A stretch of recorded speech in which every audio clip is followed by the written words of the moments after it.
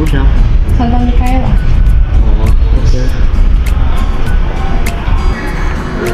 Oh, bentar aku kan dulu ya. Oh iya, dadah. Itulah.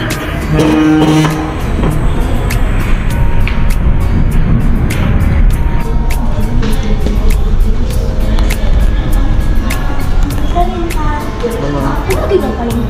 Aku lagi bikin si buat apa? Oh, aku bentuk Pak. BTW, aku mau nanya nih. Santa Penyembuh siapa? Santa orang Indonesia. Santa Penyembuh siapa? Santa Penyembuh Nabi kita.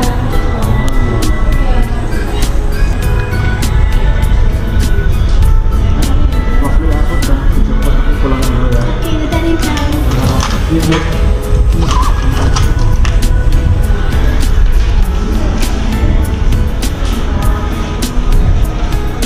Hai semuanya. Hari ini kami akan menjelaskan tentang apa sih sakramen baptis itu Cerita singkat tanda-tanda pelindung kami. dan teladan yang diteladani dari santa-santa pelindung kami.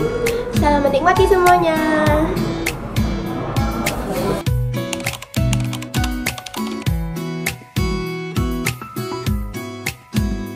Hai semuanya. Perkenalkan, nama saya Valarila Visupayoti dari kelas 8C nama absen 26. Jadi hari ini saya akan menjelaskan tentang apa sih sakramen baptis itu. Nah, sakramen baptis ialah sakramen dasar bagi orang Kristiani. Dengan dibaptis berarti orang tersebut bergabung menjadi anggota gereja. Membaptis berasal dari bahasa Yunani yaitu baptizo yang berarti membasuh atau pencucian.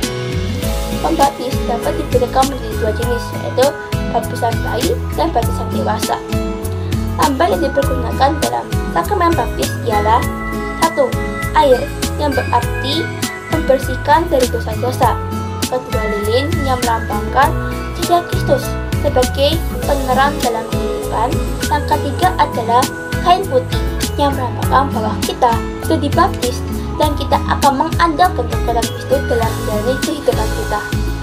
Nama Santa Penyembuh saya adalah Santa Brigita. Nah, bagaimana sih cerita singkat dari Santa Brigita?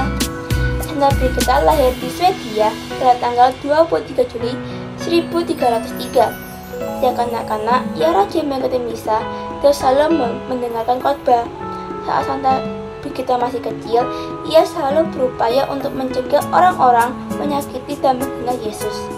Sepanjang hidupnya, Santa Brigita mendapatkan anugerah penampakan yang luar biasa dan penampakan khusus dari Tuhan.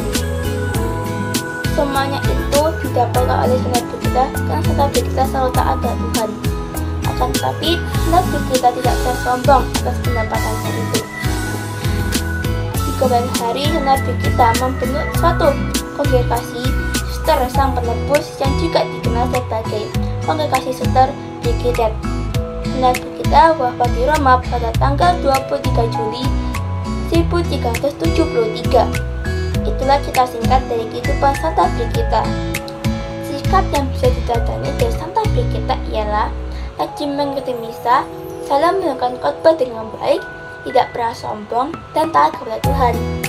Nah, saya meneladani sikap Santa Brigita dalam kehidupan saya setelah saya dibaptis, seperti rajin mengikuti misa, serta mengambil bagian sebagai misioner dan bertugas persembahan di paroki saya. Tidak sombong saat mendapatkan suatu keberhasilan, dan selalu taat dan percaya kepada Tuhan dengan cara selalu berdoa setiap hari dalam kondisi susah maupun bahagia. Sekian cerita dari saya. Mari kita lanjut ke cerita berikutnya yang akan disampaikan oleh teman saya. Hai, nama saya Patricia Resbuana dari kelas 8C nomor 23. Nama baptis saya adalah Mikaela, yaitu bentuk nama perempuan dari Santo Mikael. Santo Mikael adalah salah satu malaikat utama yang melayani Allah. Ia memimpin para malaikat yang baik dalam pertempuran di surga melawan Lucifer dan para pengikutnya, yang berakhir dengan kejatuhan Lucifer ke neraka. Dalam iman Kristen, Mikael dikenal sebagai pembela kaum beriman menghadapi serangan musuh. Cerita-cerita klasik tentang malaikat Agung Mikael umumnya bersumber pada kitab Wahyu. Yohanes yang menggambarkan pertentangan antara yang baik dan yang jahat. Nah, setelah itu, waktu saya setelah baptis, saya tidak merasakan sesuatu yang berbeda karena saya dibaptis waktu umur 4 tahun. Setelah menerima komuni, saya baru menyadari bahwa setelah dibaptis itu hal-hal yang harus dilakukan, dibina dan beriman menjadi seorang Katolik. Diantaranya 1. Menjaga kekudusan dengan mengalahkan kecenderungan berbuat dosa. Lalu ada memilih mengikuti perintah Tuhan, menjadikan Yesus sebagai teladan hidup, membangun hubungan yang baik dengan sesama umat Allah, menjadi saksi Allah dalam segala hal, membangun hubungan yang baik dengan Tuhan melalui doa dan belajar Alkitab.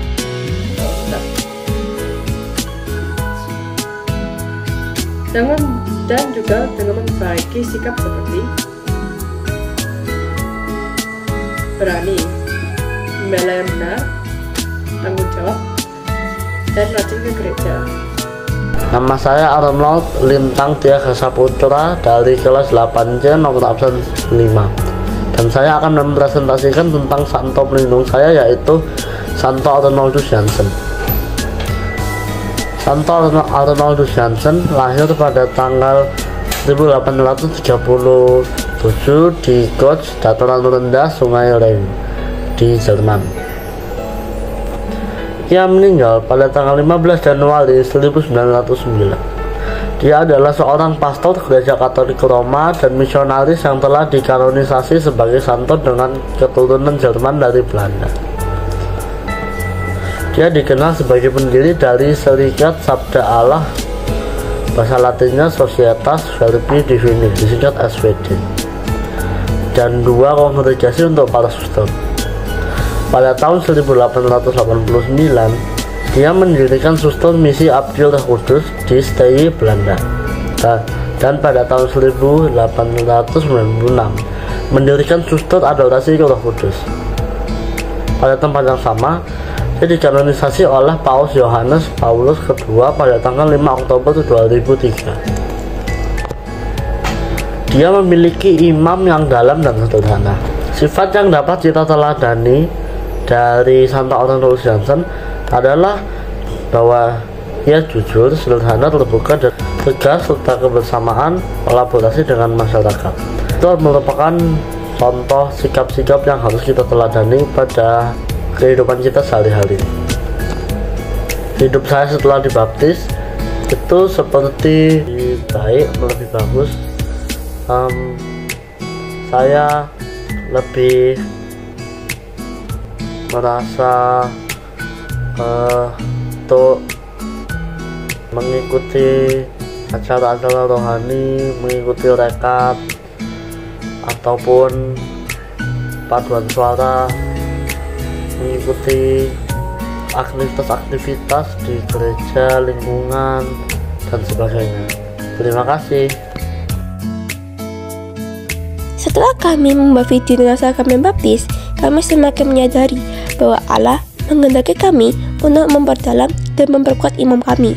Maka kami menanggapi dengan cara menjadi anggota gereja seperti misioner, rektor, petugas tatib, anggota patus, dan sebagainya, serta rajin mengikuti pelayanan misa di gereja dengan baik dan tepat waktu, dan mengikuti doa lingkungan. Sakramen baptis merupakan tanda penerima seorang Kristiani, simbol pembersihan dari dosa asal, dan awal perjalanan hidup baru dalam komunitas gereja. Melalui baptis, seorang diangkat menjadi anggota gereja. Baptis juga mengajarkan pentingnya pertobatan dan percaya kepada Yesus Kristus Sang Juru Selamat. Makna dari video ini adalah bahwa sebagai orang yang telah dibaptis, kita diajak untuk meneladani sikap dan teladan dari santo dan santa pelindung kita, guna menjalani hidup yang lebih baik dan penuh kasih, sesuai dengan ajaran Kristus, seperti saling mengasihi, saling mengampuni, dan saling menghargai. Sekian video dari kami. Kalau jika ada hal yang kurang berkenan dari kalian, bye-bye semuanya.